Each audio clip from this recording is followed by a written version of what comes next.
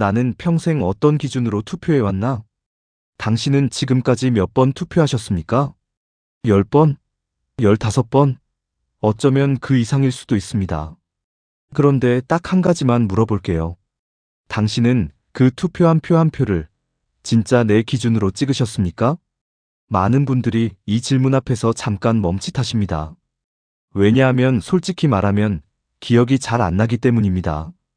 누가 좋아서 찍은 건지, 누가 싫어서 찍은 건지, 아니면 그냥 주변에서 다들 그쪽이라고 해서 찍은 건지, 그 경계가 흐릿합니다.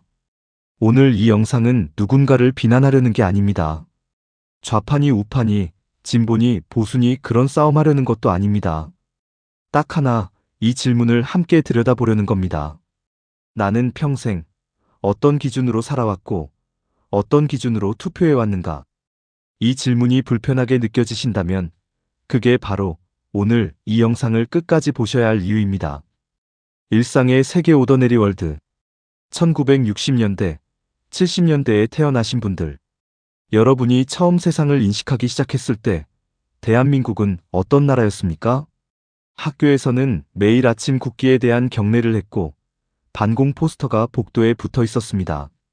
뉴스는 채널이 몇 개 없었고 신문은 집에 한 가지만 들어왔습니다. 아버지가 보시는 신문, 아버지가 보시는 뉴스가 곧 세상의 전부였습니다. 그 시절에는 정치 얘기를 식탁에서 크게 하지 않았습니다.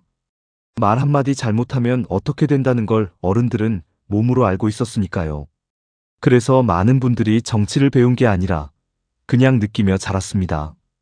분위기로, 눈치로, 어른들의 한숨으로. 그렇게 자라서 20살이 넘고 처음으로 투표장에 들어섰을 때 그 순간 여러분 손에 쥐어진 기준은 무엇이었습니까? 대부분은 아버지가 좋아하는 사람, 동네 어른들이 밀어주는 사람, 아니면 그냥 이름이 익숙한 사람이었을 겁니다. 그게 나쁜 게 아닙니다. 우리 모두 그렇게 시작했으니까요. 그게 바로 인간이 살아가는 방식이었으니까요. 하지만 지금 60대가 넘은 지금 한 번쯤은 돌아봐야 할 것 같습니다. 그 기준이 내 인생 내내 어떻게 바뀌었는지 혹은 전혀 바뀌지 않았는지. 모험의 소명 콜 투 애드벤처. 1987년을 기억하십니까? 그해 여름, 거리에 최루탄 냄새가 가득했습니다. 넥타이를 맨 직장인들이 시위대 옆에 섰고 대학생들은 화염병을 들었습니다. 어머니들은 창문을 닫으면서도 눈물을 닦았습니다. 그리고 그해 12월 대한민국 역사상 처음으로 직선제 대통령 선거가 치러졌습니다. 많은 분들이 그날 처음으로 아니면 처음으로 진짜 투표를 했다고 느끼셨을 겁니다. 내 손으로 대통령을 뽑는다는 그 감각.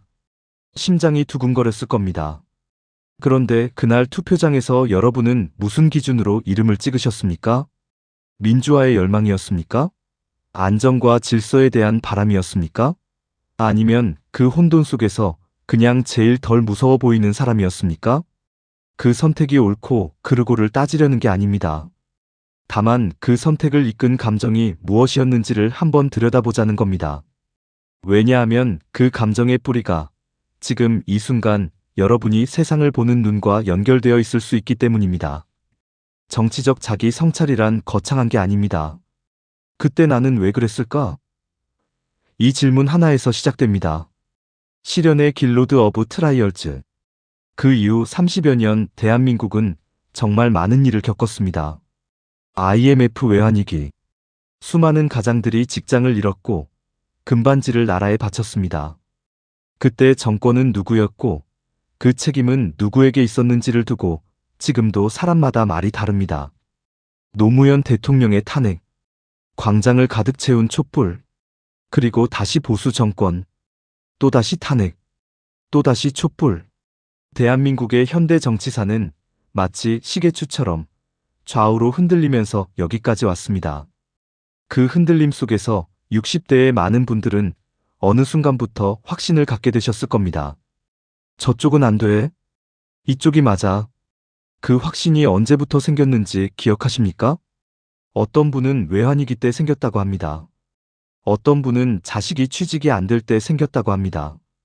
어떤 분은 TV에서 어떤 인물이 하는 말을 듣고 생겼다고 합니다. 그 확신 자체가 틀렸다는 게 아닙니다. 살면서 쌓인 경험이 정치적 신념이 되는 건 자연스러운 일입니다. 그런데 딱 하나만 확인해보고 싶은 겁니다. 그 확신, 내가 직접 보고 듣고 겪은 것에서 나온 겁니까? 아니면 누군가 가져다 준 이야기를 내 이야기로 받아들인 건 아닙니까? 내면의 동굴 이너모스트 케이브. 여기서 잠깐 불편할 수 있는 이야기를 해야 할 것 같습니다. 우리는 흔히 나는 세뇌당하지 않았다고 생각합니다.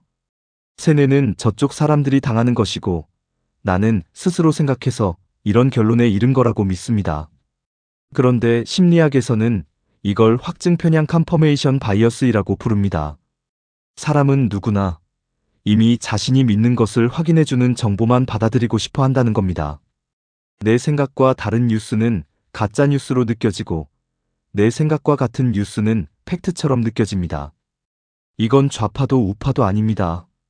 인간이라면 누구나 가진 본능입니다. 여기서 중요한 질문 하나를 드립니다. 당신은 지난 1년 동안 자신의 정치 성향과 반대되는 매체의 뉴스를 단 한 번이라도 처음부터 끝까지 읽거나 본 적이 있습니까? 대부분 없다고 하십니다. 저도 그렇고 여러분도 그렇고 대부분이 그렇습니다. 유튜브 알고리즘은 우리가 좋아하는 것만 보여줍니다. 카카오톡 단체방은 비슷한 생각을 가진 사람들끼리 모여 서로의 믿음을 강화시킵니다. 우리가 의식하지 않아도 우리의 정보 환경은 점점 좁아지고 그 좁은 세계 안에서 확신은 점점 커져갑니다. 이게 나쁜 사람이라서가 아닙니다. 이게 바보라서가 아닙니다. 이게 21세기 디지털 시대를 사는 모든 인간의 조건입니다. 중요한 건 이 사실을 아는 사람과 모르는 사람의 차이입니다.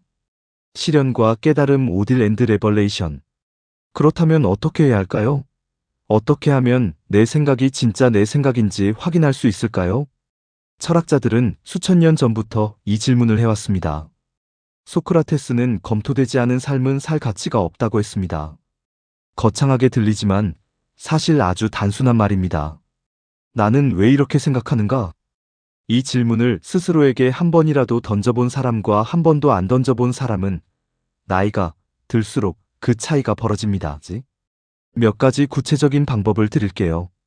첫째, 내가 싫어하는 정치인의 말을 내 편 해설자 없이 그냥 원본으로 한번 들어보십시오. 해설이 붙으면 이미 누군가의 필터가 들어간 겁니다. 원본을 직접 보고 나서 판단하십시오. 둘째, 내가 동의하는 뉴스를 볼 때 이게 사실인지 딱 한 번만 검색해 보십시오. 팩트체크 사이트 하나만 북마크해 두십시오. 사실 확인을 하는 습관이 나를 지켜줍니다. 셋째, 나와 정치 성향이 다른 가족이나 친구와 싸우지 말고 딱 하나만 물어보십시오. 왜 그렇게 생각해? 그리고 끝까지 들어보십시오. 설득하려 하지 말고 이해하려 하십시오. 이 세 가지가 어렵다면 최소한 이것만이라도 하십시오. 내가 화가 나는 뉴스를 보았을 때 공유하기 전에 딱 5분만 기다리십시오.